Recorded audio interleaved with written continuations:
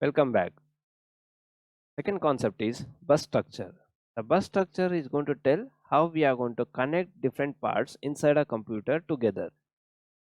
The definition of the bus goes like this: a group of lines that serves as a connecting path for several devices is called bus. That means it's a group of lines. It's a collection of wires which are connecting the multiple devices. It can be like a normal wired path. It can be embedded on the board also. So, but the main intention is it's going to have a path between those two devices to transfer the data. These bus can be categorized into three categories. One is the address bus. The job of the address bus, we have seen in the previous discussion that there was a bus. I'll just go back to the previous discussion. Yeah, there is a bus over here. You can notice from MER to main memory, there is a bus. So this bus carries only address. Always it's going to carry the address. And there is a bus between main memory and MDR. MDR stands for memory data register. So this carries always the data. And there is a bus between control unit and the memory unit. So this is going to carry always control signals. So this is address bus, this is a data bus, and this is a control bus. All these three are very important in computer. So individually, what is the job of that? Address bus is responsible for carrying the address signals. Data bus is responsible for carrying the data signals. Control bus is responsible for carrying the control signals. We'll see a simple architecture where we are having the same IO devices with memory connected to processor. This is a single bus architecture where you can see that some are unidirectional connection, some are bidirectional connection. You can check input device is responsible for what? It's going to give only input. It cannot take anything from us, right? So that's why it's going to give only input from the device to the bus, and output device is responsible for taking. It's going to take the values to display, and it's going to give the values to the memory unit and processor, and it's going to take the values from the memory unit and the processor. But here you can store the data, you can also retrieve the data, right? So that's why this is bidirectional. And processor can take the data from input device and it can send the data to output device. But processor can read the value from the memory and it can store the value to the memory. That's why this is also bidirectional. This is also bidirectional. So here, if input device is using this single bus, then no other devices can use the single bus. This is the drawback of single bus. If you are having a multi-bus dedicated bus for each, then the task will be completed faster compared to the single bus architecture. This is the main one drawback of the single bus architecture. But the maintenance of the single bus architecture is simple than the multi-bus architecture. Again, there is a drawback and there is a advantage also. And with respect to cost, single bus architecture cost you less and multi-bus architecture cost you more because you have to invest for more hardware devices. Next, there is a speed issue, right? Because input device, we have seen in the previous diagram, input device is there, the keyboard. Output device can be a monitor or printer. I can take the memory, okay, faster than these two, and processor faster than all of these. Yes, now the different devices have different transfer and operate speed, right? When it comes to keyboard or the display or printer, these are slower than the processor. We know that because processor is the fastest person on the computer. So now to cope up with all these, like for example, I'm giving some 100 prints together. Now all 100 prints will not come together in a printer when there is only one printer. So what we have to do, we have to wait until one has completed, the next will be getting their slot, and next will be completed, the another one will be getting a slot. like that it goes on, right? For that, how to solve this issue when you are having a different speed people working together? So what we can do is, we have to go with the concept of buffers. So whatever I say, like print these 100 documents, processor is given an instruction and it is stored in a buffer, and printer responsible for reading that buffer and printing one by one, which we call as a pool buffer in the printer. Similarly in keyboard, actually in whatever speed you are going to type, it will be printed on the keyboard. But on some situation, on some time, what happens is, whenever, because if your system is too slow, heavily loaded with all the operations, and it, configuration is less, when you are typing, sometimes it happens, it types after millisecond delay, which you can notice also. That is because of there is some mismatch in the speed, and how whatever you typed, how it's going to retrieve with the help of buffers. This is the main issue with respect to the connecting multi-speed devices together. And main factor over here is, in the computer, how we can increase the speed of the computer by going with all these multi-speed devices. And still I have a high speed device called processor, and little slow one is main memory, slower one is like a hard disk, input output device, and many other devices. How, by having all these, how we can come up with the best performance? Now, there are three main factors which affects the performance of the computer. One is the hardware design. What type of designing technology they have used? I've shown you in the demo when I'm converting a C program to the assembly language code. There I've shown you that different architectures are there. Each is meant for its own like design architecture. They work with their own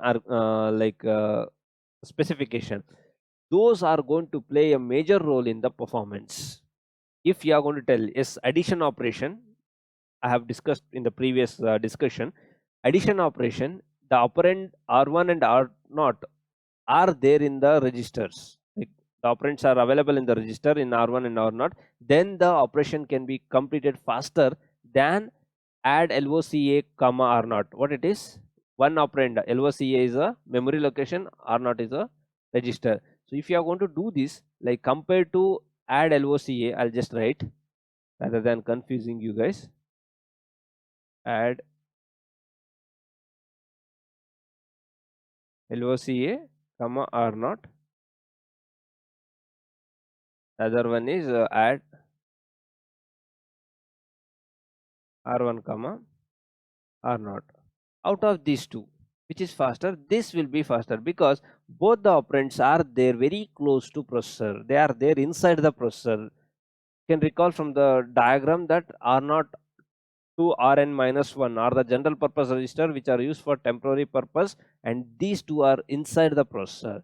And when it is very close, and when it is the registers are faster than the normal memory.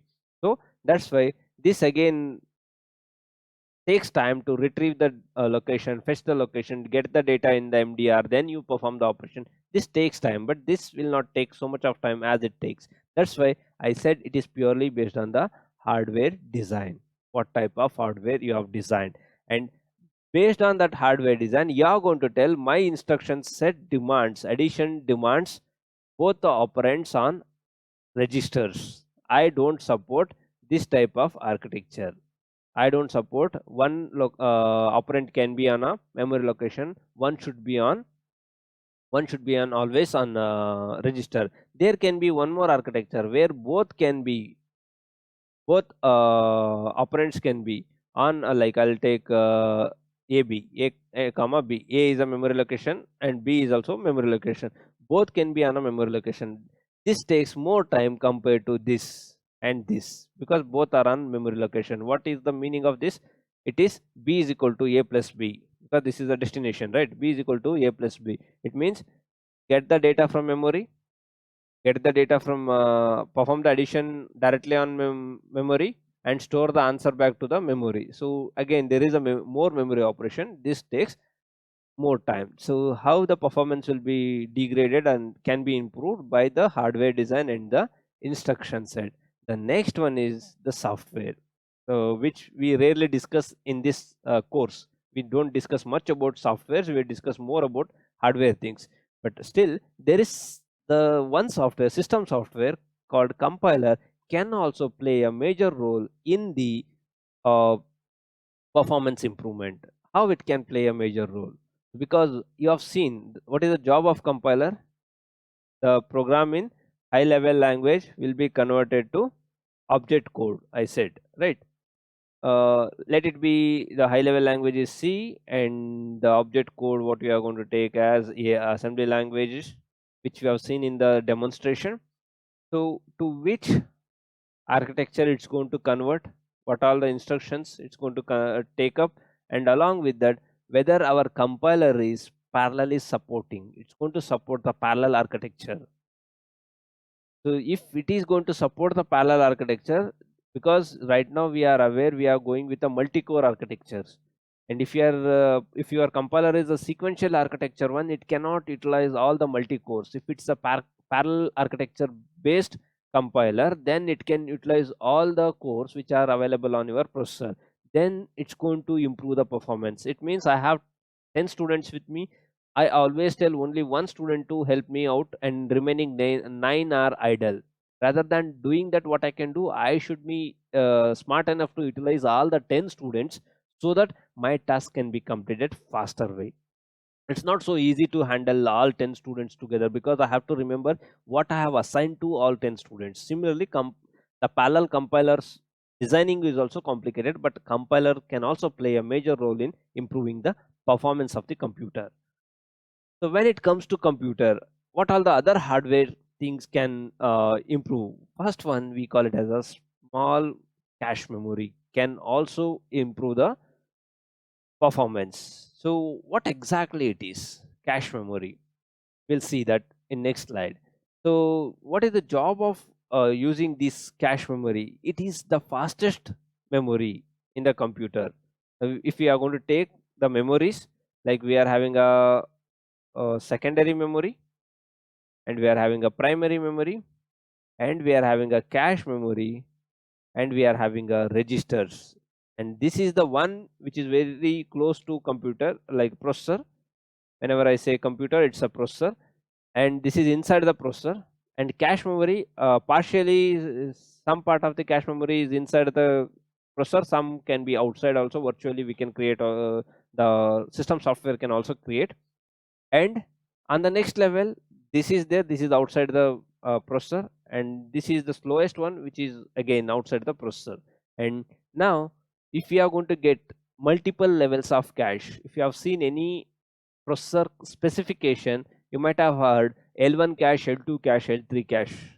So if you are going with the current processor specification, right now we the in market we are having a i9 processor with 10th generation. So if you go and check any processor specification, you'll get levels of cache which is supported by that particular processor. So now these job is to increase the performance in terms of speed. But of course, if you are going to go for a complicated hardware architecture which is going to improve the performance, of course it's going to play a major part in the cost. I took a term i9 processor just now, Intel i9 processor. So this is costlier than our dual core processor. Why? Because it is having so much of hardware support to improve the performance. So that's why it also directly reflects on the cost. And next is a memory management. If you are going with again the high end processor and all, like the memory management, memory supported by them is also more. When you are going to support more memory, again it's a complicated task. Is you have to address, you have to remember many bits, many things has to happen. But all these can improve the performance. How? Speed, of course we know, if you are going with the high end processor, the speed is there. Of course it's going to reflect on the cost. And memory management, what all the memory management techniques you are having, like mapping techniques, or else it can be the storage techniques, how you are going to store and how you are retrieving, that also plays a major role in the performance. For example, I'll take a simple example where you are going to throw your notes or textbooks everywhere in your room. Then if I ask you to fetch something directly, you cannot fetch it because you have to search throughout your room. But if you are going to arrange them in a rack properly, so if I ask, I want this particular nodes, directly you can go to the particular rack, particular section, and you pick out that particular nodes. Then it is faster than like searching through inside the complete room or complete home. So this is what is memory management. Such type of techniques also play a major role in the improvement of the performance. Next, we'll see a little bit about cache. We'll discuss in detail about cache and memory organization in module 3. The cache is the one which placed on the processor. I had told you already. This is purely based on the processor cache memory. So why we need a cache? Even though we say from till today that like we are having a secondary memory over here, which we call it as a hard disk.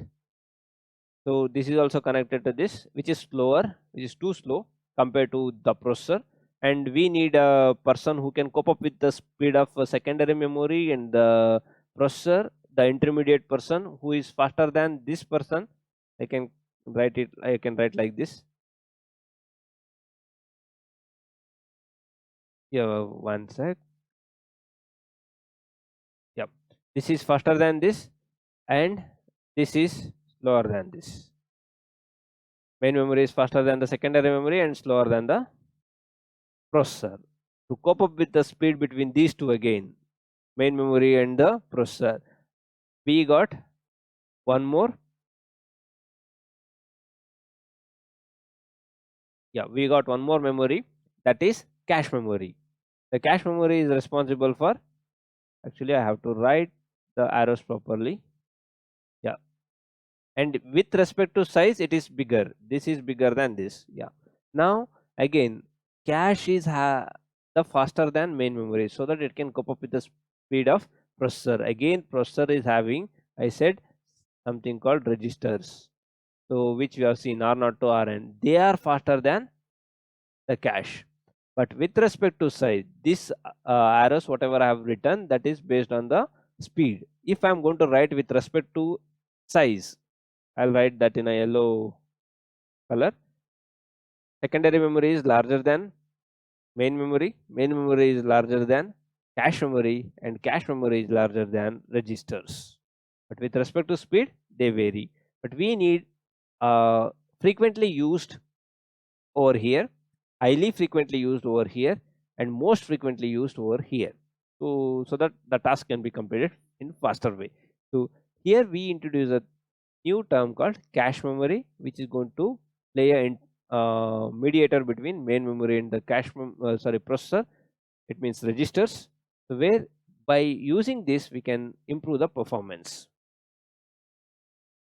Next, another way we can increase the performance is processor clock. The processor circuit are controlled by a timing signal called clock. What exactly it is? It's a timing signal. How fast your processor can execute a given instruction. It means how fast it can generate a timing signal.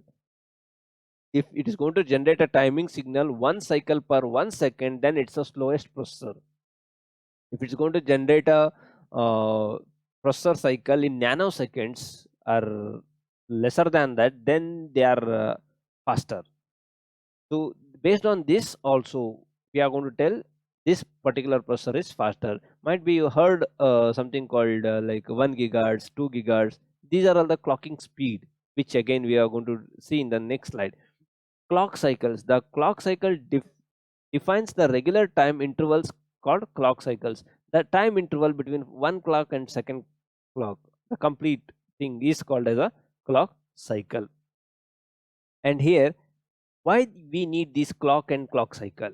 Because whatever the instruction I take, every instruction generally, again it based on the architecture, but generally I speak, every instruction should go through all these 4 stages, which we call it as the basic steps. Every instruction should go through these basic steps in their life cycle when they are going to be executed. First, what it is? First, fetch the instruction from the memory. See, there is a RAM main memory. I have to fetch the instruction add, and I have to understand what is add. I have to decode and I have to understand. So we know English, we know what add it is, but computer don't know English. what it has to do, it is having some unique number. For example, I can take 10. 10 means add, 11 means subtract, 12 means product, 13 means divide. I'm just giving this random number on my assumption to explain to you. So now if it is add, computer will not understand. So this should be converted to this number. Yes, if it is 10, then control will understand it's a add. It's going to tell add two numbers. Then what it has to do, it has to fetch these two. It has to find these two operands. This is completely done by the decode stage. Then execute. What is the job? Addition. So who is responsible for executing the instruction, which I told in the previous slides that it is arithmetic and logical unit. So we can check whether it's arithmetic operation. Yes, of course, addition is a arithmetic operation. So it's going to perform the task. And finally, after that, where the answer should be? Answer should go back to RAM. It might be. It is not necessary always. It might end at that place itself, or it may go to the right back. That's what I told. It is the general discussion, 4 stages. It may go to 3 stage, it may go to 5 stage, it may go to 6 stage. It depends on the architecture. But generally, I have taken 4 stages. Next, we'll see clock rate. This is what I said about hertz. Like you might heard about 2.3 gigahertz speed processor or 4.3 gigahertz speed processor. So these are measured with the clock rate. The length of P of one clock cycle is an important parameter that affects the processor performance. The inverse is clock rate. What is P? It's the length of one clock cycle. Like I'll just show you how the clock cycle should be. If I take a clock cycle, the clock cycle will go like this.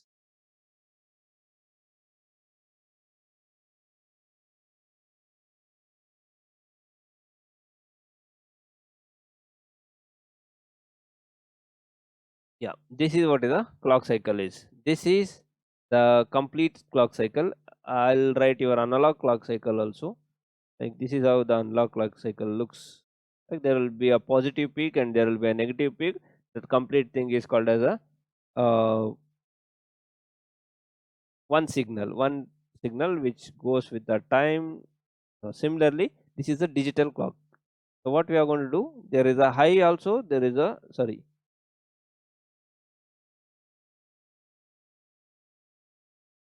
there is high also, there is a low. The combination of low and high is called as a one clock cycle. So this clock cycle, how fast it can generate that clock cycle, based on that we are going to measure the clock rate, how fast it's going to generate that. So the timing, it might be generated in 1 nanosecond, or it might be lesser than that. So that is what's going to measure by the clock rate. And we are having next basic performance equation. This equation is a little important. Based on this, numericals can be asked. So where we are, it's a very simple equation. Aram, so you can remember, no need to worry much about it. Like there are some 4 parameters over here. What is T? T is the time required to execute a given program. For example, addition of 2 number program, the total time required to complete that program. And n is the number of actual machine instruction. How many machine instructions are there? For example, I have shown you in a demo, there are n number of instructions which will be converted when it is C to the machine language. It means the machine architecture dependent. Based on the architecture also, we have noticed it may vary. The numbers may vary. Like one may have 5 instruction, one may have 10 instruction for the same task. And even we have seen in the previous one, addition we have performed directly, add LOC A and R naught. This is with only one instruction I can complete the complete task. And one more explanation I have told, LOC A should be loaded to R1, and next add R0, R1 with R0. Yeah. Now what happened? The same task is done by 2 instructions. So n is going to tell this one how many instructions are there. Next, S. S is the average number of basic steps required. See how many basic steps are required. I discussed about the basic steps in the previous case. You can see this is the basic step. Each instruction can have 4, 5, 3, 2, depends on the instruction. Like that is going to be said by the yes. It's going to tell how many basic steps for each instruction. Like there are 2 instructions over here. How many basic steps are there? It can be in this only 3 can be there. In this also only 3 can be there. So 3 into 2 it can be 6, and over here if it can be 4 also, it can be 5 also, it can be 6 also, depends. And finally what you are going to do, we are having a clock rate. Clock rate I have told you 2.3 gigahertz, 1 megahertz, 500 megahertz, 1 gigahertz, like that we are going to get some clock rate of each individual processor. Based on that we are going to tell this program can run so much faster in this architecture. So we'll see one example on that. See, the example is very clear. We are going to have 1,000 instructions. Out of the 25% instruction requires 4 clock cycles. It means it is having 4 basic steps. Each basic step is completed in 1 clock cycle. It means it is having 4 basic steps. That's why it is going to take 4 clock cycle. And remaining 40% is requires 5 clock cycles. As I said, basic steps may vary. So now the remaining 40%, 25% over here means 250 instruction, 40% means 400 instructions.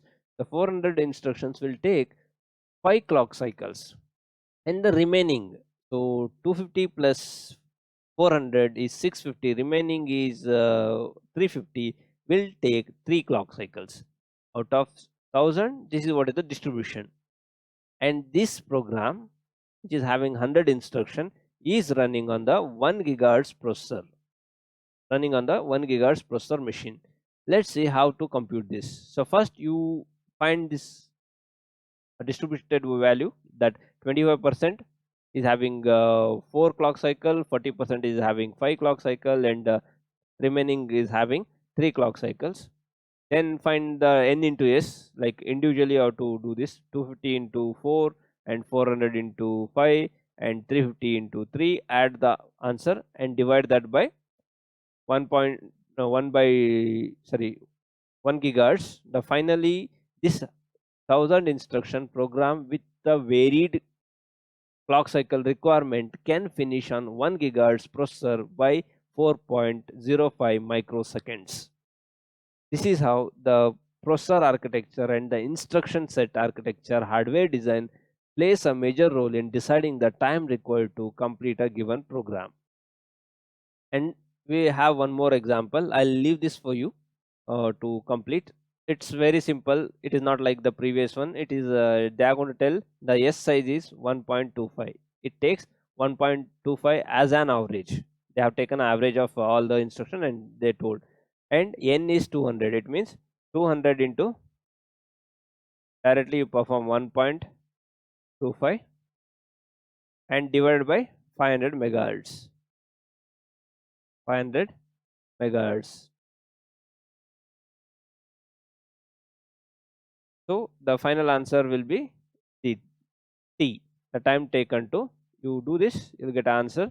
This is the time taken to complete the 200 instruction program on 500 megahertz processor with the average size of S is 1.25. Hope this is clear to you.